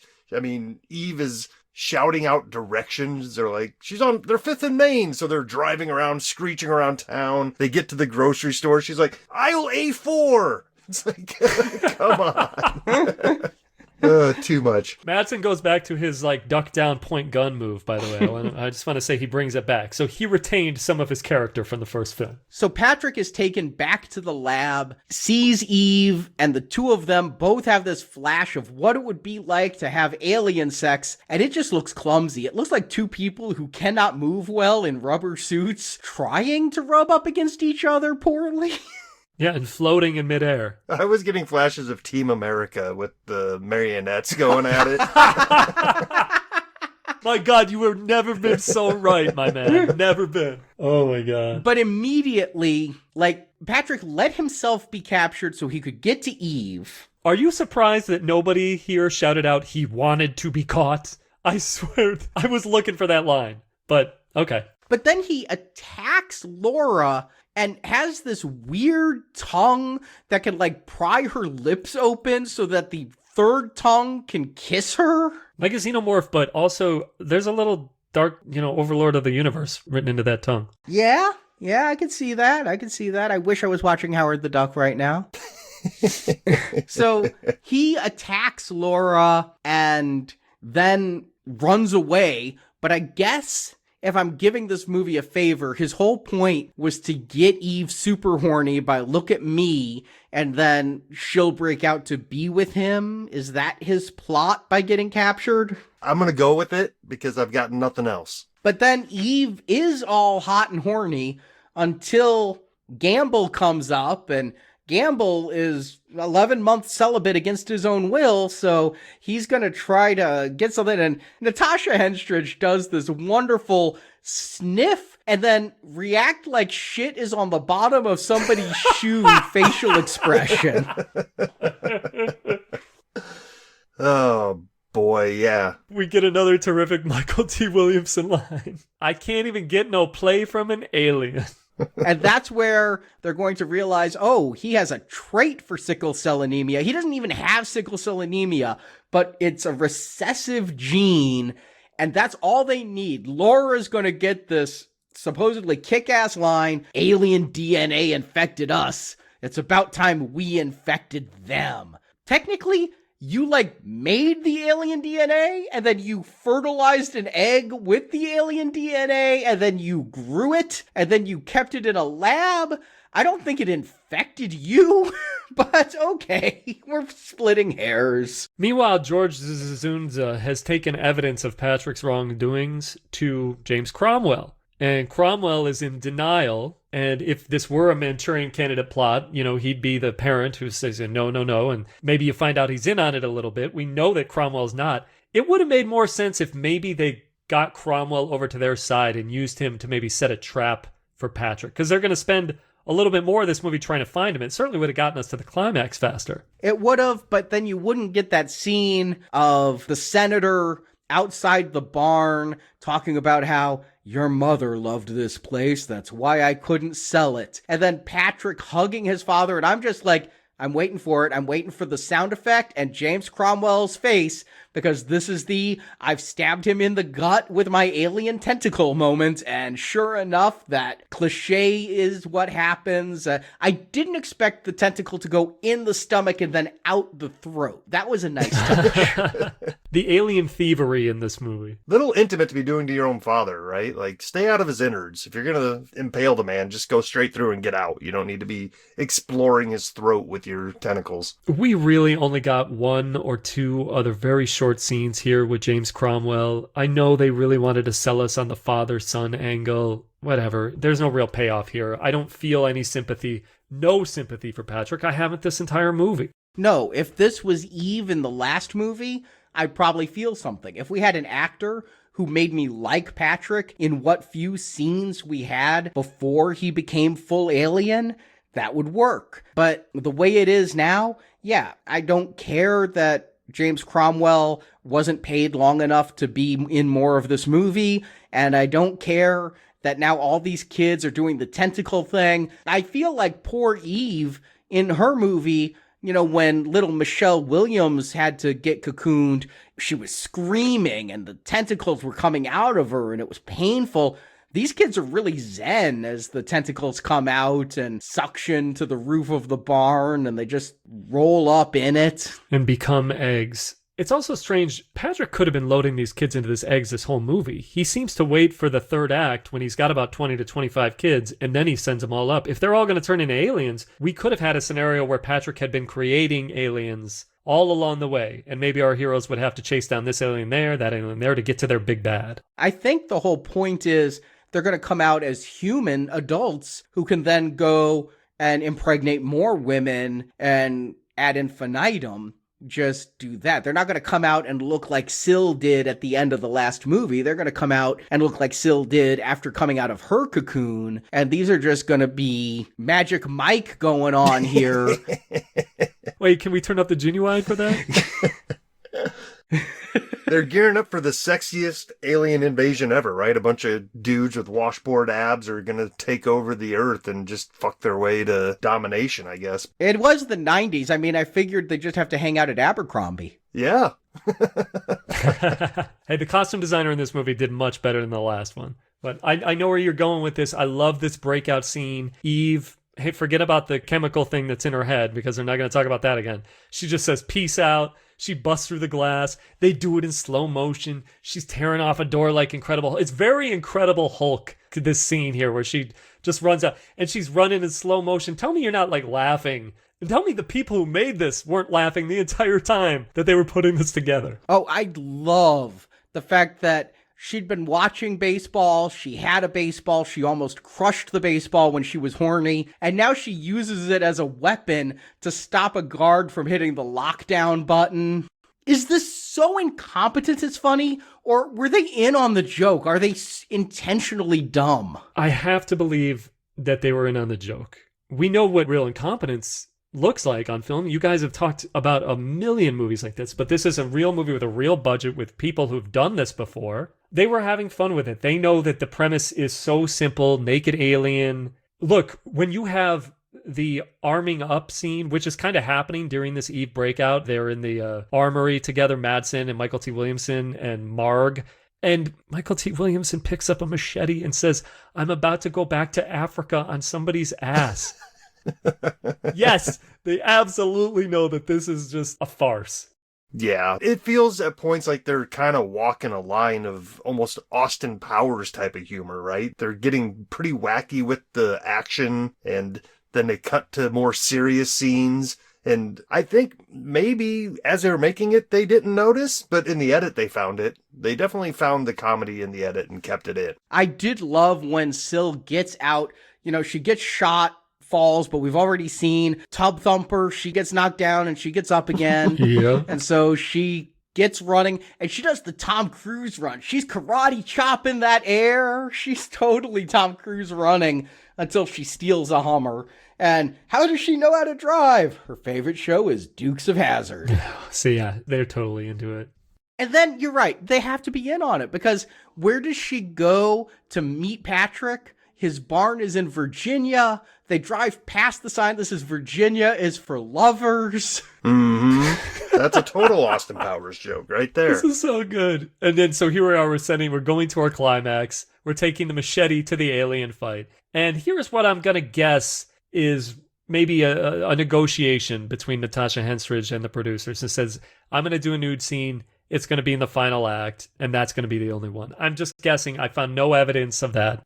I would assume if she was coming back, she knew nudity would be parcel of the role, but I also know she did say that because of the reaction to her nudity in the first one, she was less comfortable with nudity going forward in future films. So you get what you get. That's why we had so many other hoes around the movie, right? And when I say hoes, I just mean actresses of no repute who honestly could be models, could be porn actresses. I mean, a lot of times porn actresses will do mainstream films when you need an actress just to do some nudity. And so maybe they did that here, but yes, to make up for the lack of Henstridge, we have dozens and dozens more pairs in the film.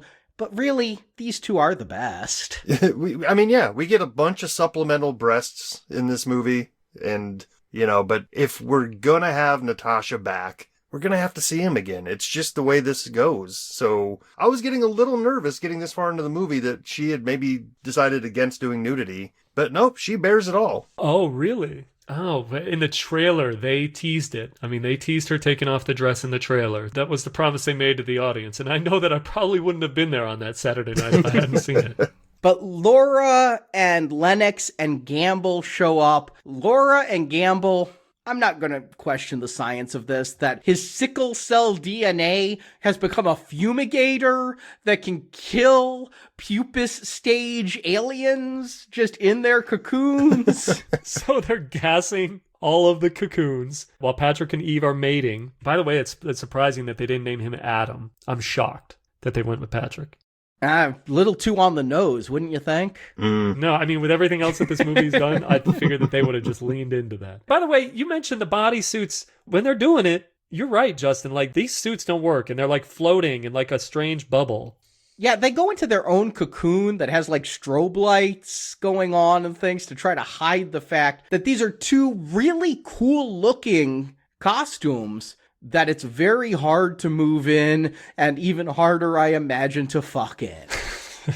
I love that Madsen actually gets up there, shouts to her to get out of the way. He shouts into the bubble. Like she could, one, hear him, and two, like he could tell which one is which. Eve, get out of the way, because she's caught in the sex bubble. And there's some dude breathing heavy on top of her. She's not going to hear him.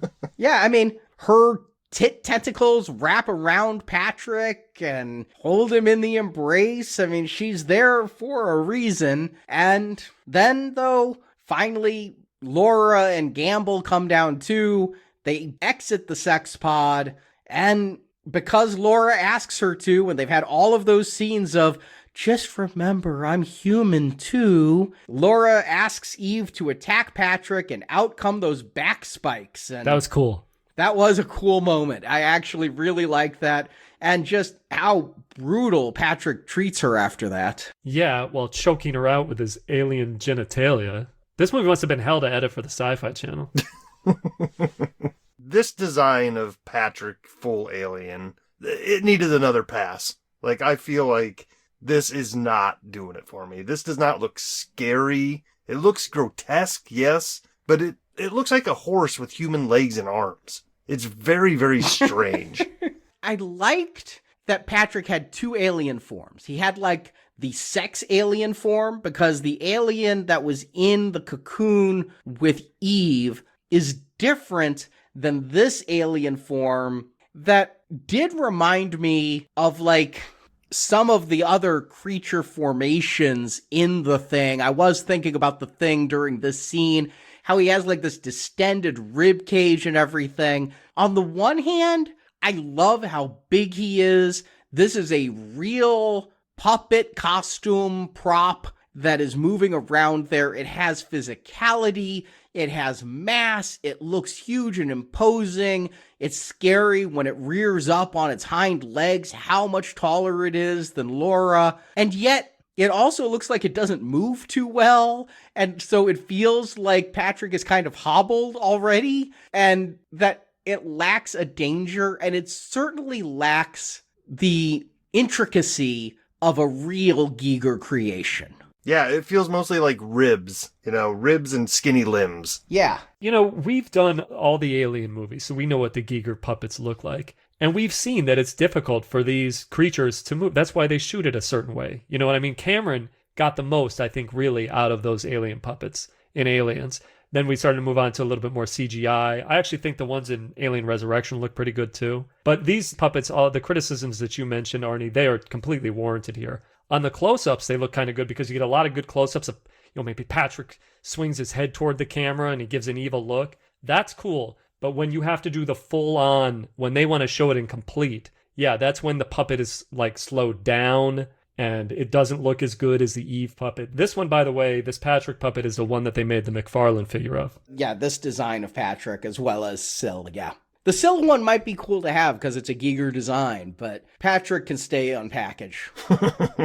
And he's taken out way too easily because I don't know what Laura did to take sickle cell recessive genes and make it into a mist, but apparently even just touching the blood of a man with a bad recessive gene is enough to kill an alien instantly. I mean, they really get him, though. Like, he says, scratch me, and boy, does he stab him with that pitchfork. I know, I thought it was actually going to disable Gamble. I'm like, that's a hell of a leg wound you just gave Gamble.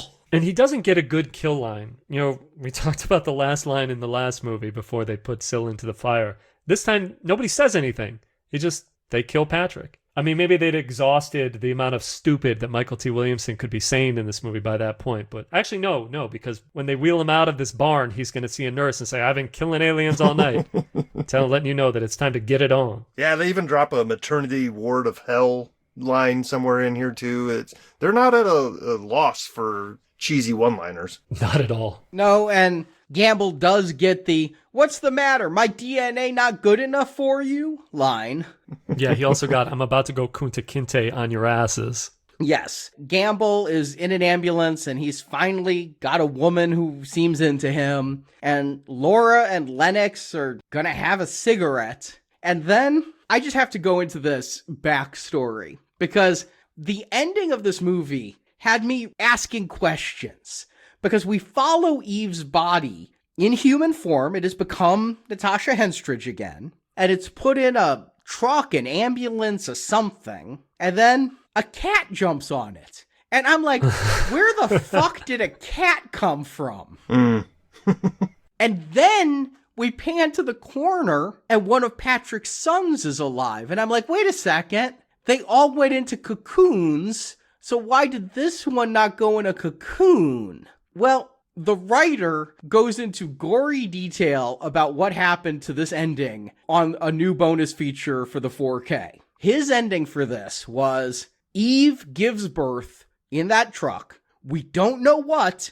That's going to be part 3 and credits roll. And it's a great ending. And then the new head of the studio called him and said, yeah, good film, but I want one of Patrick's sons to be in that truck too, so that we can have a hook for the sequel. And the writer's like, but we have the hook for the sequel with the baby. And the head of the studio is like, no, I want that kid there. And so the writer doesn't know what to do. And so he calls Frank Mancuso Jr., the producer, and says, Frank, we got a problem. The studio head wants me to put one of these kids in there. And Frank goes, oh, that's stupid. Here's what we're going to do. You're going to have a cat jump on Syl. And the writer's like, wait, what?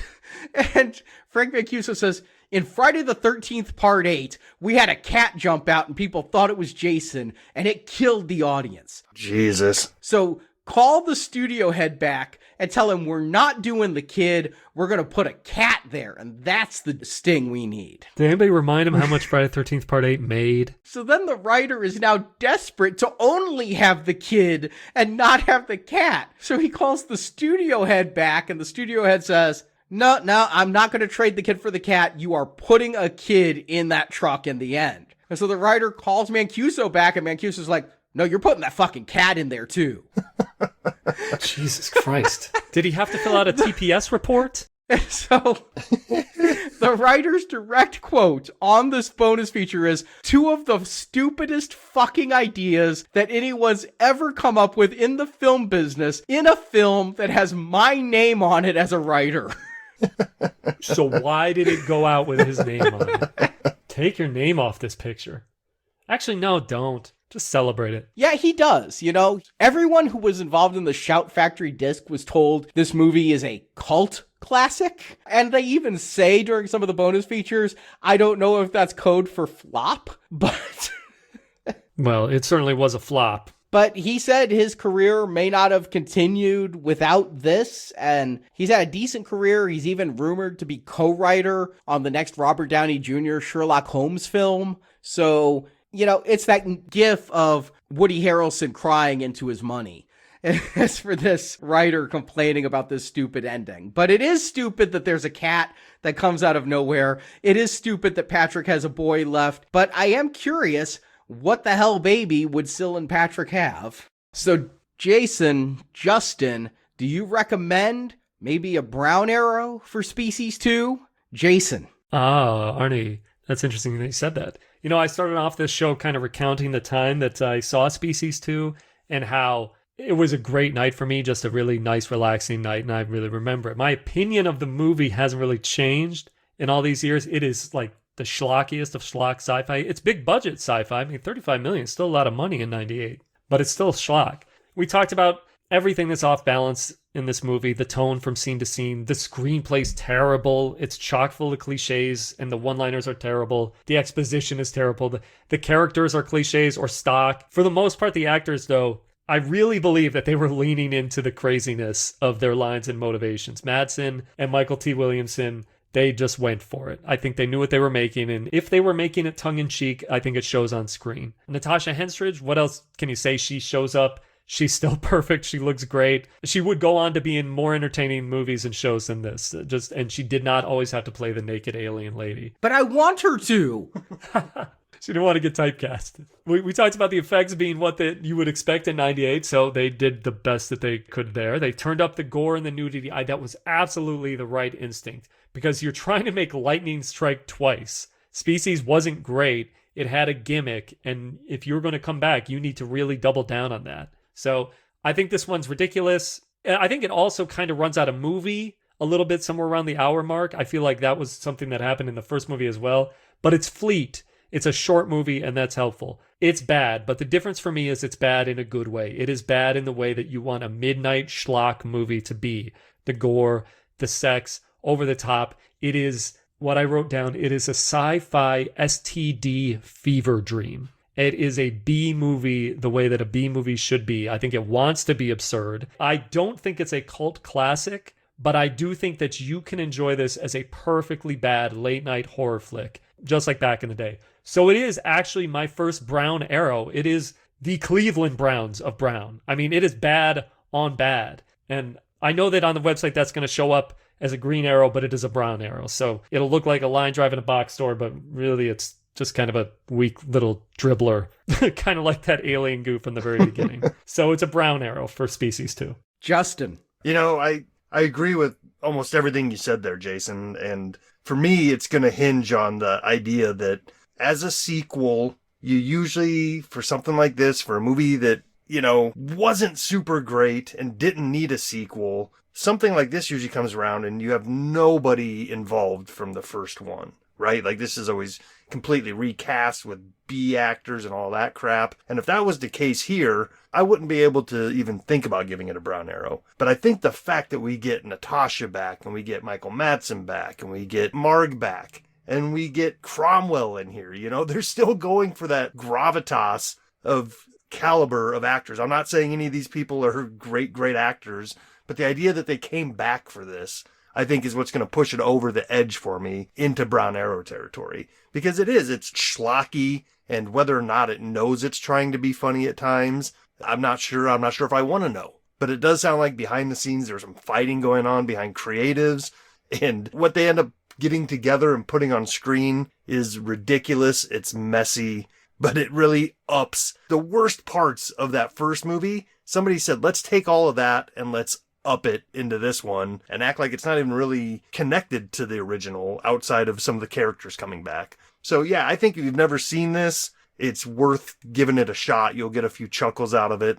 So yeah, it's going to be another Brown Arrow for me. So let's rewind. I thought Species was a decent enough time. Some Geiger goo, some horny alien nonsense, a surprisingly good cast phoning in better than expected performances. Not a classic, but watchable. So I didn't love Species the way some folks do. I also don't loathe Species 2 the way some folks do, including apparently Henstridge and Madsen. But this is definitely a downgrade. The prestige cast from the first film, gone. What we're left with is Natasha Henstridge, still stunning, still sort of there.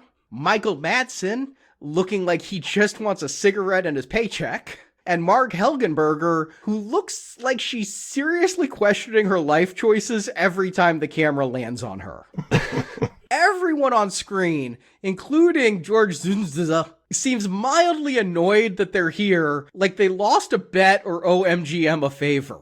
And yeah, the new recruits don't help. James Cromwell and Peter Boyle are wasted. Boyle especially feels like he wandered in from another movie entirely, probably a better one. And then there's Justin Lazard as Patrick, the male alien protagonist. He gives the kind of performance that makes you think, maybe casting a block of wood with abs would have worked better. Sure, he's possessed, so was Linda Blair, but she put in the effort. I felt for Syl in the first movie, but Patrick, I couldn't care less. Mate, kill, repeat, snore. The effects are a mixed bag, leaning towards not bad. CGI just improved since 1995, so a fair amount of the splattery alien mayhem, which is done practically, helps. And when they do use CGI, it's mostly okay, with only that reforming skull and that long tentacle being really pull you out of the movie shots. And the final alien showdown actually looks decent, especially when you compare Patrick to, say, the Lost in Space CGI Gary Oldman spider disaster released that same month. I'm gonna say it, Species 2 has the better monster than Lost in Space. Lot cheaper budget, a lot better monster. Wrap your tentacles around that. But good effects can't save a plot that's sloppier than Patrick's mating habits. Characters die easily, then return, then die again for real, or maybe not. Patrick lets himself get caught just to break out again, possibly to ignite Eve's lust, or maybe pad the runtime. Honestly, I've seen better narrative consistency on Leprechaun 4 in space. So in the end, if you genuinely loved the first Species, maybe there's some mutated fun to be found here. But for me, I don't see even Brown Arrow laughs. I think this is a weak not recommend. It's not a total disaster. It's aggressively mediocre sci-fi sleaze with the occasional slimy highlight. It's a movie best watched late at night, half asleep, and ideally only half sober. Ah, that does sound a lot like we're all on the same page. Yeah. Let people try to figure out who did what between these two movies just looking at the arrows on the webpage. I know. It's like you guys couldn't go with one at all, and yet you laughed at two, and I found two to be a little, not torturous, but not good. You know what's funny? I have seen two so many times. When we went back to one for this recording, I realized I might have seen it once or twice over the last 30 years. But I used to watch two a lot because in my small video collection, when I had my own place, I didn't have cable right away because I wasn't paying for cable when I was, young and broke. Small video collection, I used to throw this one in all the time. just to pass the time while I was doing something. And that's the kind of movie I feel it is. If it's on, you can leave it on, you can do your laundry, you can do the dishes, you can do whatever you want. So next week, we're going to go where many now playing franchises have gone before, straight to the Sci-Fi Channel. Is there any hope? Now, Natasha Henstridge is credited. She's back. She's going to be in it, but a made-for-sci-fi movie, I'm scared. Yeah. I mean, especially, I'm still recovering from the PTSD of the Dungeons & Dragons shit. Right. Yeah, and here we are again on a sci-fi made-for-TV movie, but it's where we are. We have another one in this series. Yeah, we're going to come back in 2004. We are going to come back after the millennium, and we are going to come back to find that the Species series has taken, well, it's going downhill pretty fast. But this Friday, for Now Playing listeners who are silver level patrons or donors, our summer fall donation drive is kicking off with a classic, can I use that term? I think so. It's about almost 30-year-old slasher franchise, I Know What You Did Last Summer. I think classic's appropriate. Or antique? I'm not sure which is the designation. It's based off of a book that's 55 years old, but got adapted into a movie in 97. A new Legacy-quel is coming out this summer, where they got Jennifer Love Hewitt back, they got Freddie Prinze Jr. back, but I'm sure they've got some young meat to slice up in this one as the Morton Salt guy goes crazy with a hook hand.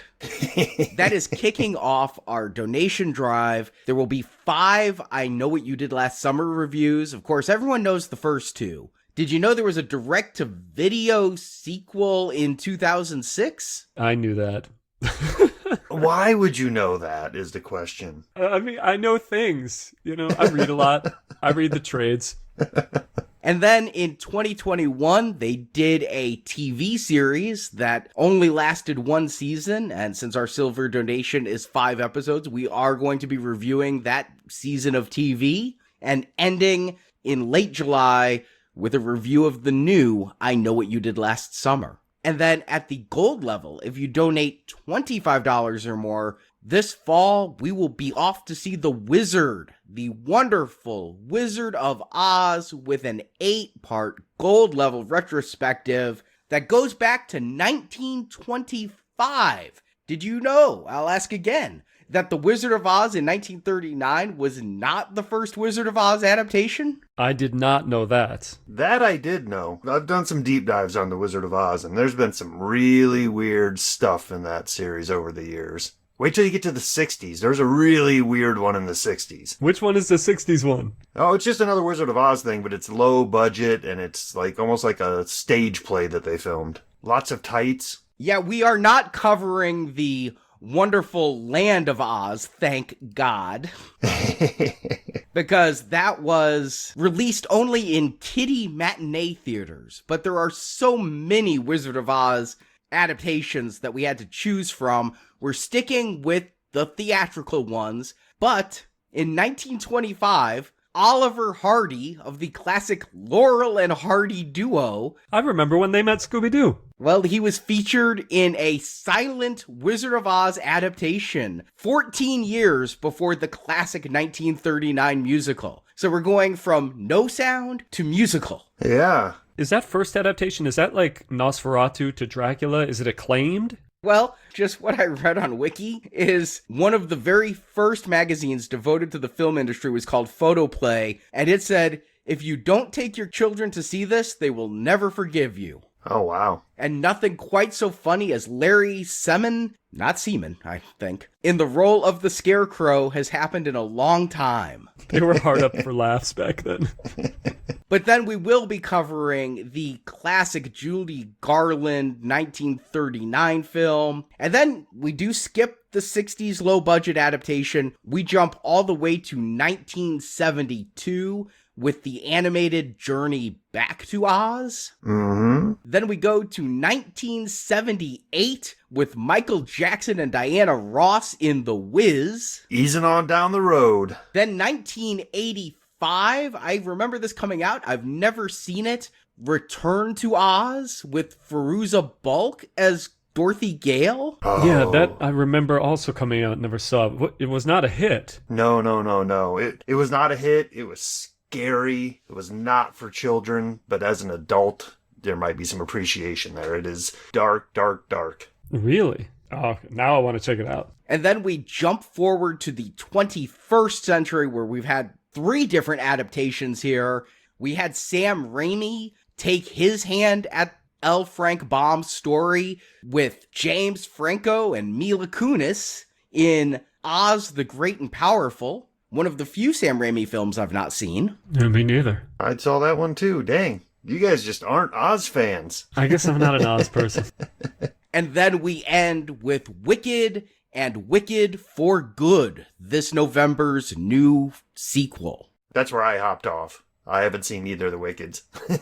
I did see the musical on stage, but I did not see the film. Is your money green? Then come to nowplayingpodcast.com and donate to hear all those Wizard of Oz reviews. And then at the platinum level, we usually do 3 films, but we're going to do 4 this time because we are going Goosebumps with the Fear Street retrospective series, kind of the Goosebumps for Teens book series that's been adapted to 4 made-for-Netflix films that take place in different decades. We got Fear Street 1994, Fear Street 1978, Fear Street 1666. One of those things is not like the other. And then Fear Street in the 80s for Prom Night. Kind of reminded me of the Ginger Snap series, how that had one that took place centuries ago. Here, Fear Street's doing that trick. Tremors did it. Remember Back to Perfection or The Legacy Begins? Old Michael Gross came young Michael Gross. Oh yeah, where, was playing his ancestor, Gummer. So that will be for platinum level. And then releasing from the vault, we are bringing out the Jurassic Park podcasts. We will not be reviewing Jurassic World Rebirth this summer, but if you want to hear our old Jurassic Park podcasts, those will be available, and you will get the Jurassic Park Rebirth podcast when Stuart is up to speed and able to record that review with us. Don't know when that will be though, so we are not promoting that, but we are making those old Jurassic Park shows available again if you want to revisit the franchise before seeing Rebirth. You can find all the details at nowplayingpodcast.com/donate. And thank you for your support of Now Playing. It is your support that keeps us going week to week. We could not do this show without you. So thank you for your support. Thank you for listening to Now Playing. Justin, Jason, thank you for joining me. And until next time, it stinks in here. I'm going outside.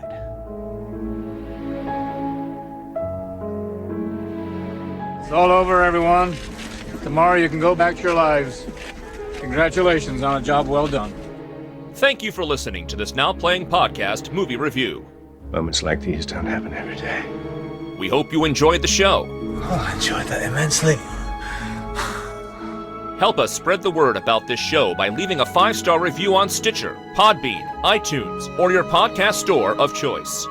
A tremendous achievement that once again proves that if we can rise above partisan politics, America can climb to the heavens. Want more reviews like this one? In the archives section of NowPlayingPodcast.com, you'll find more than 1,000 in-depth movie reviews from our panel of hosts. I want to see it. I want to see everything. And after that, you'll get your reward.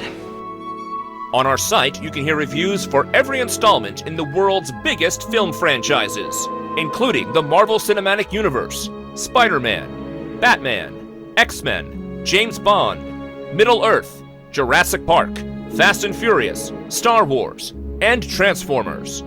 You never listened. I'm listening now. And come back to NowPlayingPodcast.com next Tuesday for another all-new movie review podcast. It's not too soon for us to be together.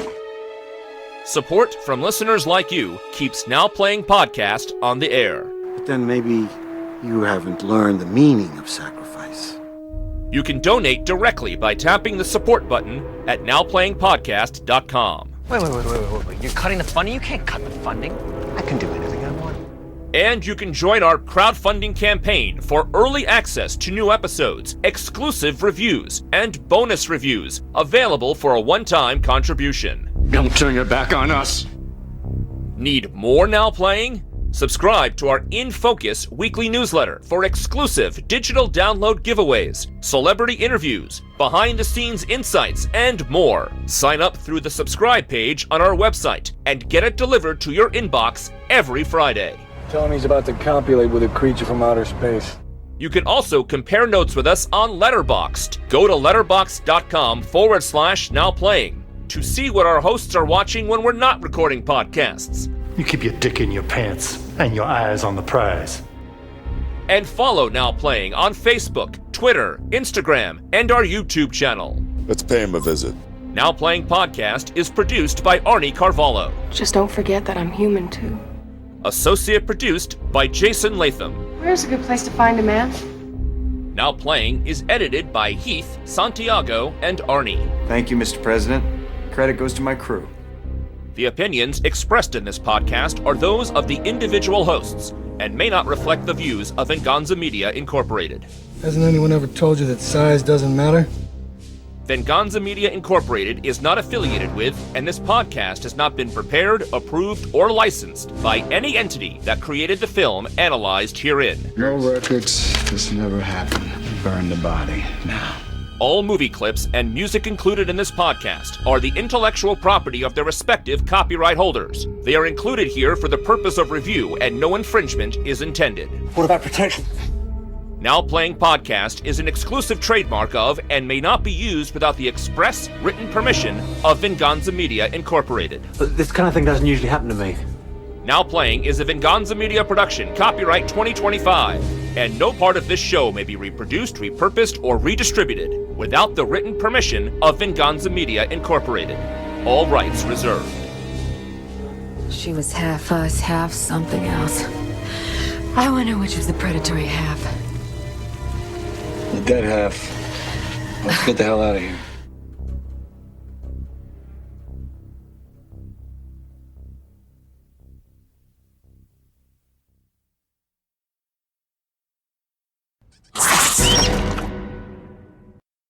And they go to the hooker farm and... The hooker farm? I don't know what else to call it. The brothel. But no, that implies like some level of organization at a building or something. It's a free-range hooker farm.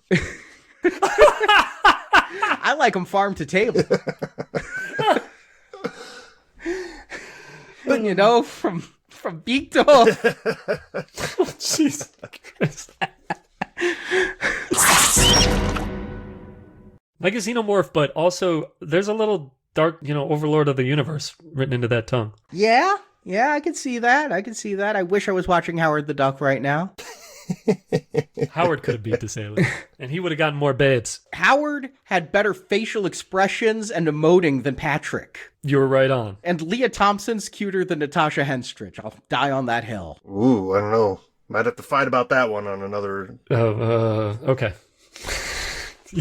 Arnie's going up the hill, I'm going to be down here. Did we know about Kathy Ireland's voice by this point or not? I can't remember when she first spoke on screen. I became familiar with Kathy Ireland through Necessary Roughness in like 92, 93, so yeah, I think we knew her voice. Well, I mean, I know that movie from A Man Sinbad. That's my memory of Necessary Roughness. In fact, this movie could have used Sinbad. We're gonna partay. Ooh, boy. You know you're in for it when you're wishing for Sinbad to appear. Well, listen, Michael T. Williamson wishes he was Sinbad in this movie.